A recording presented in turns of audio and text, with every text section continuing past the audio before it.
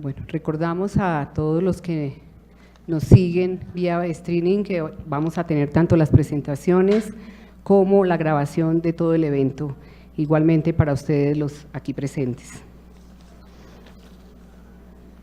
Invitamos entonces al doctor Alejandro David Posada Zavala, miembro de la PricewaterhouseCoopers Colombia, con el tema Plan de Acción contra la Erosión de la Base Imponible y el Traslado de Beneficios BEPS. Bienvenido, doctor, muchas gracias.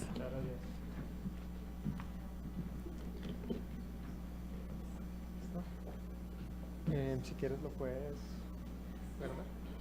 Perfecto. Bueno, buenas tardes. Muchas gracias por la invitación a la DIAN, a la Defensoría del Contribuyente. Respecto de este tema de BEPS, del Base Erosion and Profit Shifting Plan establecido por la OCDE, pues la verdad es que es un tema que todavía, la primera consideración que hay que hacer es que es un tema que se encuentra muy en desarrollo al día de hoy. Si ustedes ven la reforma tributaria, varias de las acciones que impone la OCDE o que recomienda la OCDE dentro de este plan se están tratando de incluir. Entonces, en tanto es cierto que todos sabemos que la OCDE es el país de los países desarrollados, que Colombia está tratando de ingresar, que está cumpliendo los requisitos, pero aún no hace parte de este organismo, la primera consideración es que no debemos mirar esto como algo muy lejano.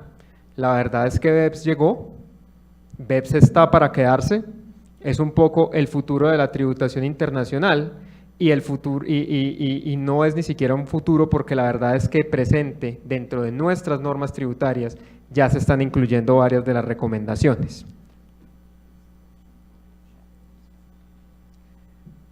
Entonces, sobre esta base, lo primero es explicar qué es esto de BEPS. Sus siglas Base Erosion and Profit Shifting, básicamente a lo que buscan atacar son aquellas estructuras de erosión de la base y de movimiento de las utilidades hacia otros países. Creo que para ninguno es un secreto que las jurisdicciones de baja imposición, lo que hasta antes de esta reforma tributaria van a ser conocidos como los paraísos fiscales, eran jurisdicciones en las cuales era muy fácil o muy conveniente mover las utilidades, ya que tenían, por un lado, una tarifa muy reducida o nula de imposición, pero además de ello tenían regímenes no transparentes donde el intercambio de información no fluía.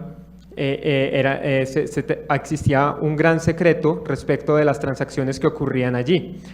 Y realmente el tema que más llamó la atención fueron dos casos que ocurrieron con empresas estadounidenses que ustedes conocen muy bien, que son Apple y Google.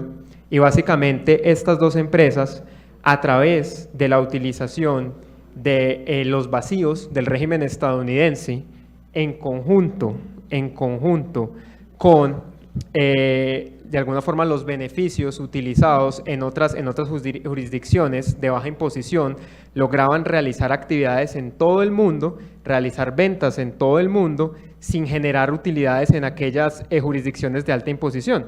Pero más importante, sin generar utilidades grabadas o muy bajas utilidades grabadas en Estados Unidos, que era el país que les había brindado toda la infraestructura para el desarrollo de estos productos. Suena como un poco ilógico que siendo que en California, donde surgió Apple, Estados Unidos realmente no estuviera recibiendo ingresos por todos esos productos. De acá no sé cuántas personas tendrán un iPhone, llega a Colombia, llega a todo el mundo, pero Estados Unidos no estaba recibiendo un solo peso. Y el régimen estadounidense es muy estricto y además de ello es muy sofisticado. Entonces un poco la idea es, si tal vez el régimen tributario más avanzado que tenemos hoy en día no es capaz de atrapar estos vacíos, pues entonces existe una falencia estructural del sistema tributario global, porque por más esfuerzos que hagan las normas estadounidenses, el problema no son tanto los vacíos de esas normas, sino cómo pueden ser aprovechadas en conjunto con otras jurisdicciones no transparentes, que no otorgan información y que buscan hacer una carrera a través del canibalismo fiscal para evitar la tributación en el lugar que realmente corresponde.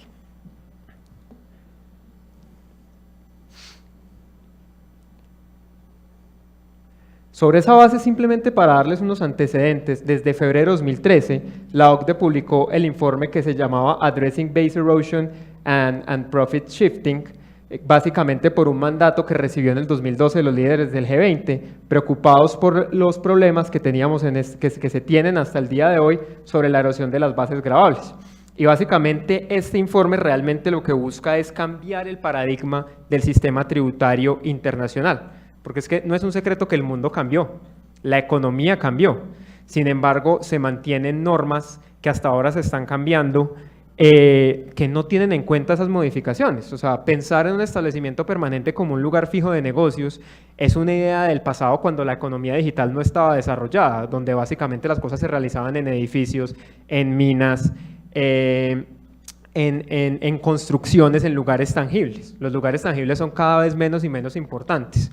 Ahora ustedes, inclusive, no sé, si quieren descargar un software contable, es muy probable que lo hagan desde un servidor que se encuentra afuera y ustedes jamás van a tener interacción con una oficina de quien desarrolló este intangible. Es ese paradigma el que se trata de cambiar a través de BEPS. Y entonces, sobre esa base, en julio de 2013, se lanza un informe sobre BEPS que se llama el Plan de Acción sobre BEPS. Y este informe identificó 15 acciones para contrarrestar el problema que genera BEPS. Y básicamente se le asignó la oportunidad para todos los países no OCDE ni G20 para participar en el proyecto BEPS en igualdad de condiciones, aunque ustedes imaginarán que los países en vías de desarrollo como el nuestro, pues obviamente no cuentan con el mismo poder. Y algunos de los efectos que les voy a hablar, que estamos integrando a Colombia, pues hay que pensar realmente qué tan beneficiosos son, qué tanta necesidad existe de estas normas, pero más aún, cómo la vamos a integrar a nuestro sistema, porque no todas las situaciones son iguales y no todos los países tienen las mismas necesidades. Esto es simplemente cuáles son las acciones, pero sin más preámbulos, yo creo que vamos a entrar a por lo menos dar una idea conceptual de cada una de las mismas. La primera que les hablaba es el problema de la economía digital. Este no es un problema del futuro, no es un tema de avanzada, es lo que está ocurriendo hoy en día. Yo creo que si ustedes, las personas que pueden ingresar a servicios de streaming como Netflix o como Spotify, en algún momento se preguntarán, ¿está haciendo Spotify o está haciendo Netflix algún tipo de actividad que esté grabada en Colombia bajo las normas que tenemos en la actualidad? Se podría decir que hay la explotación de un intangible o que existe un servicio técnico que sea atrapado por nuestras normas de retención en la fuente o en algún caso por nuestras normas de IVA. Pues realmente el tema es por lo menos cuestionable, porque decir que estamos utilizando un intangible, aprovechando un intangible para una explotación comercial de algún tipo, no es tan cierto. En realidad lo que estamos haciendo con Netflix, por ejemplo, sería lo mismo que si de alguna forma adquiriéramos un DVD desde el exterior. O sea, y cuando se adquiriera un DVD para uso personal, muy difícilmente podríamos decir que estamos explotando un intangible y que eso tiene retención en la fuente por pagos al exterior. Entonces, un poco se trata de cambiar a través de esta acción ese paradigma de que es el lugar en el cual se aprovecha la infraestructura, es el lugar en el cual hay un tipo de establecimiento, es el lugar en el cual hay un lugar fijo de negocios, quien tiene derecho, el único que tiene derecho a recibir su parte de la tributación tanto directa como indirecta. Porque lo cierto es que el mundo cambió, pero eso no implica que acá y en otras partes del mundo hay miles de usuarios de servicios y hay miles de ingresos generados, tal vez no a través del concepto usual de renta de fuente nacional, pero sí es cierto que hay usuarios pagando por ese servicio y que están ayudando a generar ingresos. En ese sentido, pues lo que se busca es, hombre, hay que encontrar una manera de que haya una justa tributación, o al menos que los países donde estén los usuarios de esos servicios y de esos bienes exportados desde afuera por plataformas como Amazon, tengan algún tipo de tributación. Y eso ya llegó a la reforma. La reforma tributaria establece dentro de las normas de IVA que en los servicios prestados desde el exterior se va a hacer retención en la fuente. Y en aras de la eficiencia, ¿quién la va a hacer? Las entidades bancarias, porque son todas estas transacciones. Normalmente Netflix usted simplemente pone a disposición su tarjeta de crédito, a usted le hace un débito mensual, y ¿quién mejor para recoger para recolectar el respectivo IVA que la entidad financiera? Porque los usuarios, personas naturales, muy difícilmente vamos a ir a registrarnos y a tener que cumplir con todos estos requisitos. Entonces, el tema de hacer retención de IVA a través de entidades financieras, el tema de hacer retención en la fuente, aunque esto no está en la reforma, pero también es una de las opciones, o por ejemplo, imponer ciertos impuestos especiales, por ejemplo, por el uso de datos, por el uso de megabytes, es una de las formas de alguna forma atraer justicia a servicios en los cuales simplemente ya no es fácil que haya un lugar fijo, una presencia en cada uno de los países, simplemente porque ello se volvió innecesario. Entonces, en la práctica ya llegó y está dentro de nuestra reforma tributaria, y ustedes ya empezamos a ver los efectos de esta acción en Colombia. Híbridos. Esto es chino. Honestamente, esta acción es chino. Y al día de hoy todavía no tenemos incorporada la misma dentro de nuestra legislación ni dentro de la reforma tributaria. Pero básicamente, ¿qué se busca? Lo que se busca es evitar un esquema de planeación que aprovecha los arbitrajes entre dos diferentes estados. Porque ¿qué puede pasar? Puede pasar que usted tenga dos compañías, partes vinculadas, una de ellas le paga a usted, paga un interés, generando una deducción, y hasta ahí pues usted ya logró un efecto positivo, que es lograr sacar el dinero generando una deducción y no a través de un dividendo, por ejemplo, sin generar la deducción. Pero además de ello, con un beneficio adicional que proviene del hecho de que en el otro país eso ya puede que no sea considerado como un interés, sino que sea considerado como un dividendo no grabado, exactamente. Y entonces se logra un arbitraje perfecto. Y las cosas pueden ponerse mejor si le metemos en la mitad un convenio de doble imposición, porque puede que el interés ni siquiera esté sujeto a retención en la fuente. Entonces ustedes ven cómo utilizando todas estas herramientas internacionales se logran beneficios tributarios muy positivos en el sentido al menos en el sentido financiero para estos grupos multinacionales. ¿Qué busca?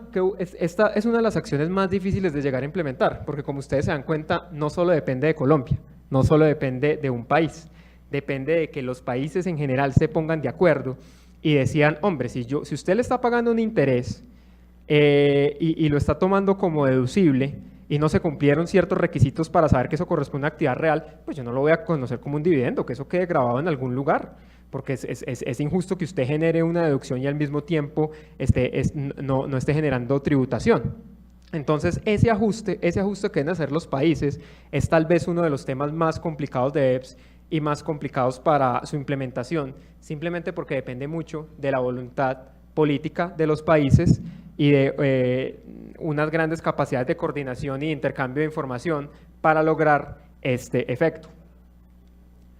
CFC. Esto, ustedes se darán cuenta que ya está dentro de la reforma tributaria. Su nombre es el régimen de entidades controladas en el exterior.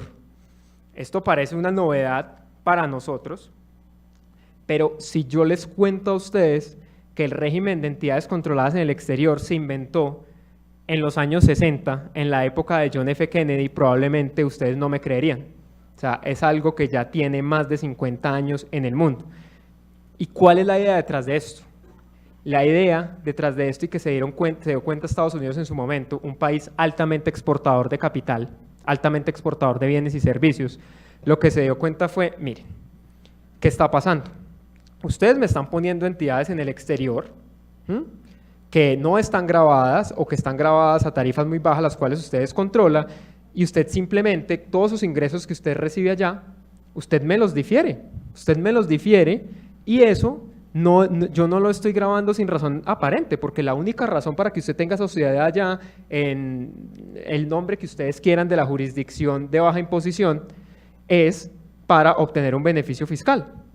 Y los americanos, muy a su forma pragmática de hacer las cosas, no buscaron una norma de sede efectiva de administración, no buscaron una norma antiabuso, a pesar de que ellos han aplicado principios de abuso tributario desde hace varios años, no hicieron eso, sino que lo que hicieron fue directamente decir, ¿sabe qué? Vamos a hacer lo siguiente, cuando usted tenga esa sociedad en el exterior y esa sociedad sea controlada, lo que yo voy a asumir es que esa entidad de alguna forma es transparente.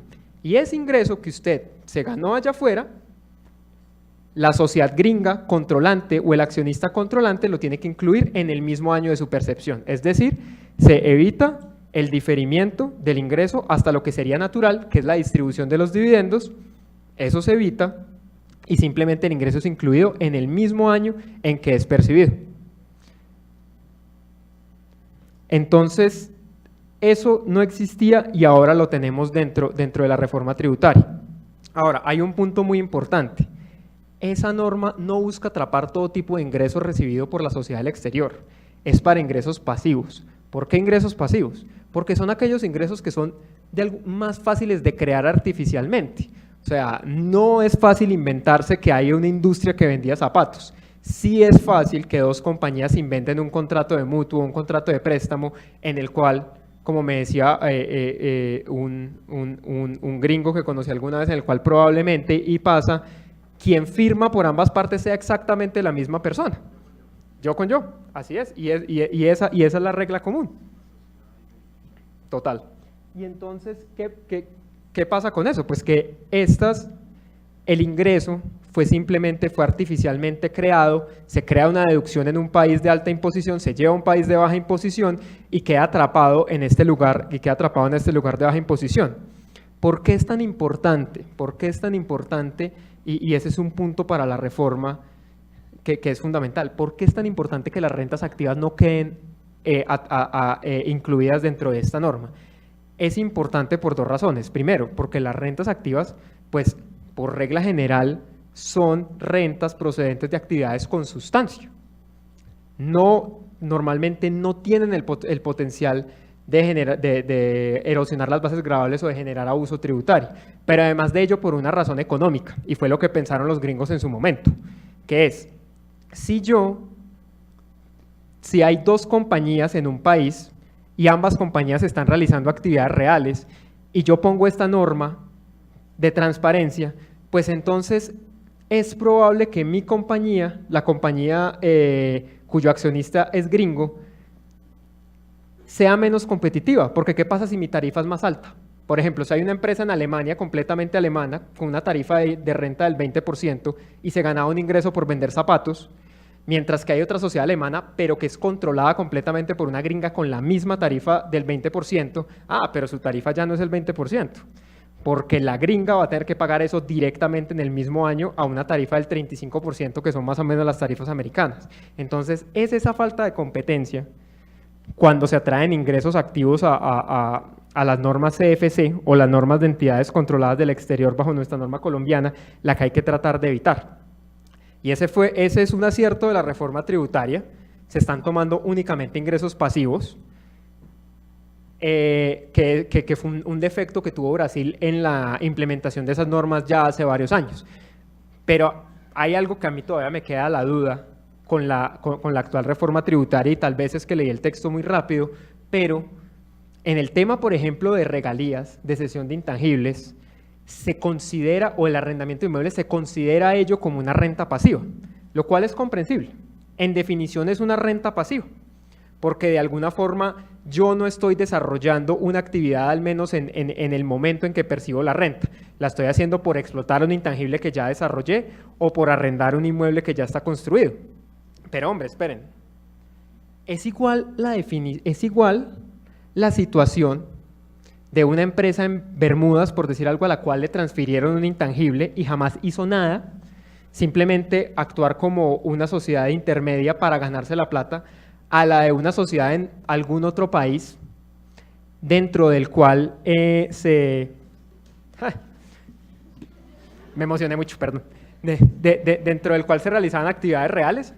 No es lo mismo. Y me parece a mí que dentro de la reforma se debería dejar claro que en los casos en los cuales, a pesar de que se obtiene una renta pasiva como una regalía, esta regalía se obtuvo a través de una actividad real, la situación no debería ser igual, pero esto también lo tenemos. Todo este nombre largo no es más que subcapitalización. Ustedes conocen la norma de subcapitalización, conocen la regla de 1 a 3 del patrimonio contra la deuda adquirida. ¿Qué pasa con esta norma? Es una norma antigua, es una norma que sigue un estándar anticuado y que básicamente no tiene en cuenta la verdadera capacidad de endeudamiento de una empresa. Y además es un estándar que, como las mismas acciones de BEPS lo muestran, es fácilmente manipulable porque en últimas no es tan difícil incrementar a través de movidas entre las empresas multinacionales el patrimonio de una empresa para estar dentro del límite. Entonces, ¿qué pasa con esto? Básicamente se quiere cambiar el paradigma de subcapitalización. El límite que ustedes conocen hoy en día podría ser eventualmente modificado ya no para tener en cuenta el patrimonio, sino para tener en cuenta un indicador financiero que da muchos más visos de realidad de la empresa, como es el EBITDA. Entonces, básicamente, eso es lo que se está tratando de cambiar. No más patrimonio contra deuda, sino hacerlo contra el EBITDA. Eso es, en resumen, esta acción. Esto es algo que no tiene mucho que ver con nosotros, pues Colombia ya ha incluido dentro de sus, y finalmente desde hace algunos años se está aplicando el régimen de paraísos fiscales, pero en todo caso se quieren combatir otro tipo de actividades perniciosas, se quiere seguir en esta lucha.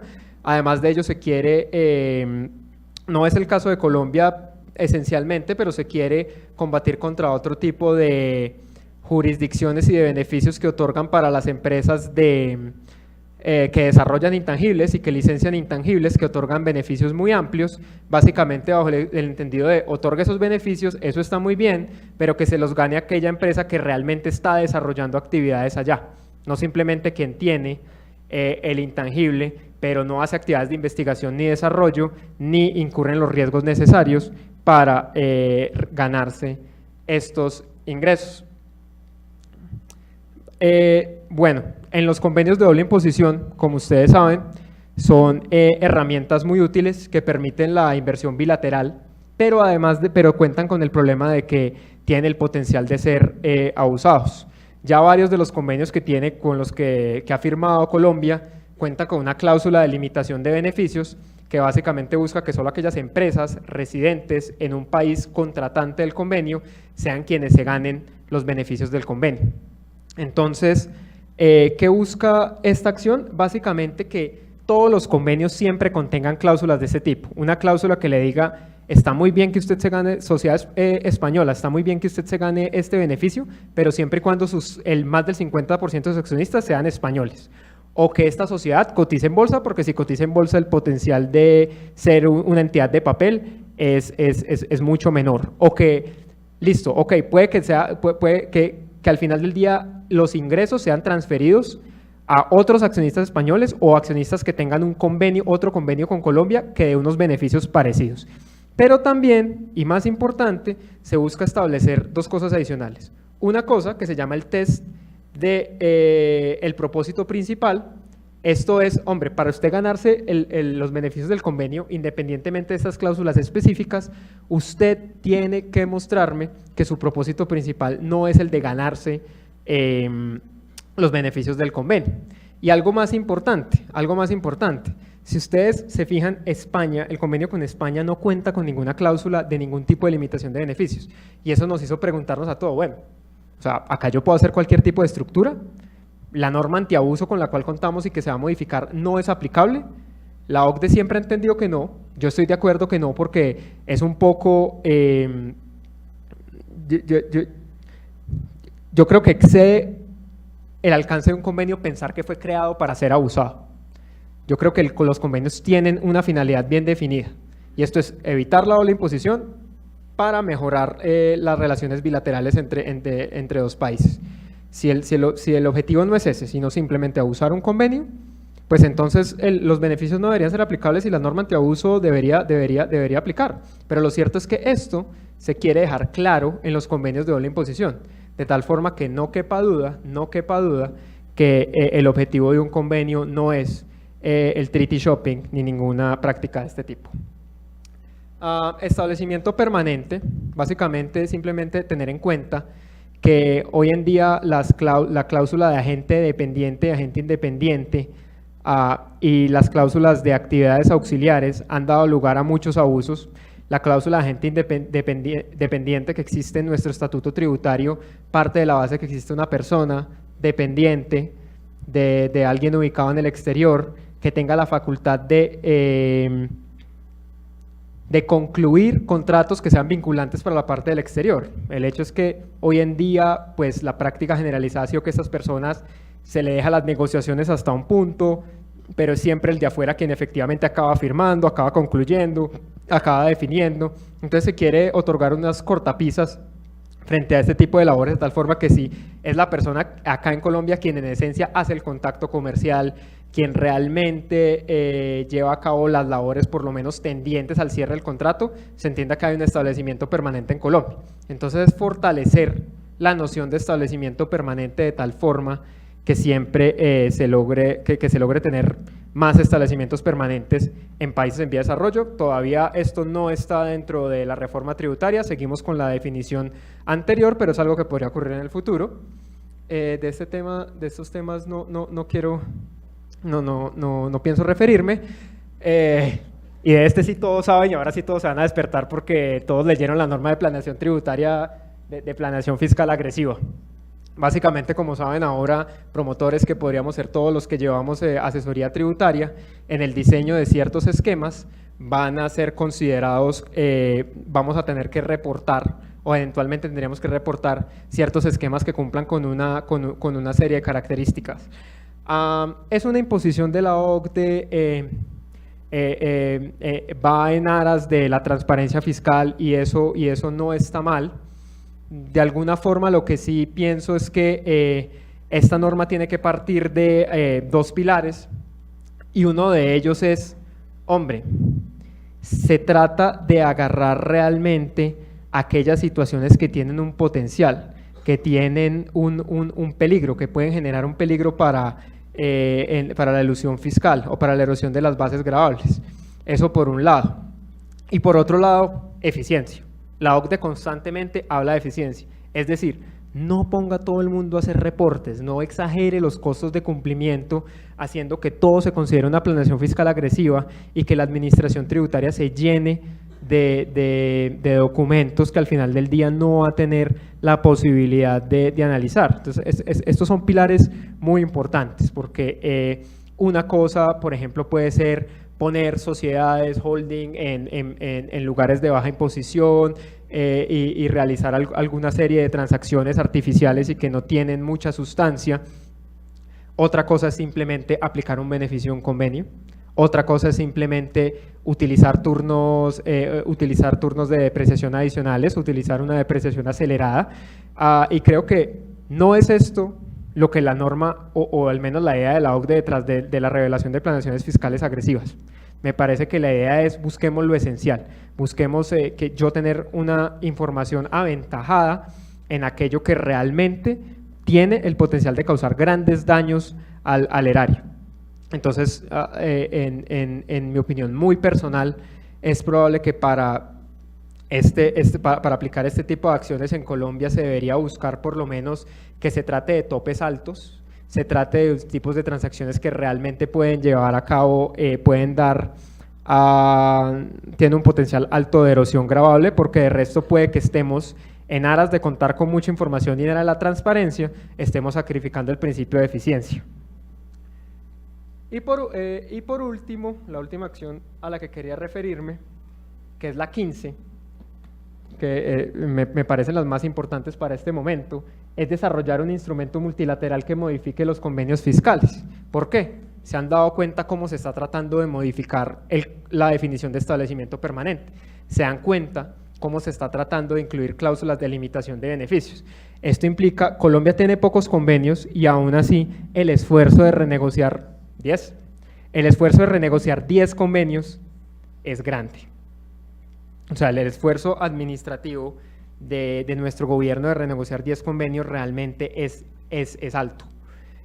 Entonces, imagínense países que tienen redes de convenios de 60, 70. Básicamente lo que se está buscando es, hagamos un solo convenio multilateral que todas las partes firmen y dentro del cual se entienda que estas cláusulas ya están incluidas en todos los convenios que se hayan celebrado. Entonces, si Colombia entra al convenio multilateral y el convenio multilateral dice, hombre, acá hay una cláusula de limitación de beneficios, y España también entra en ese convenio multilateral y dice, hombre, España también tiene esta cláusula de limitación de beneficios. Entonces, básicamente, así el convenio de España al día de hoy no la contenga, esta cláusula debería ser, esta cláusula debería ser incluida.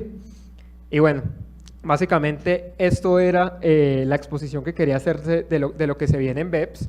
Creo que hay que dejar de verlo como algo lejano, es algo que ya está aquí y que definitivamente va a impactar nuestra profesión, y es muy necesario que tanto el gobierno como nosotros como asesores tributarios estemos al tanto de estos cambios y estos cambios sean consecuentes con las realidades de nuestro país. Muchas gracias.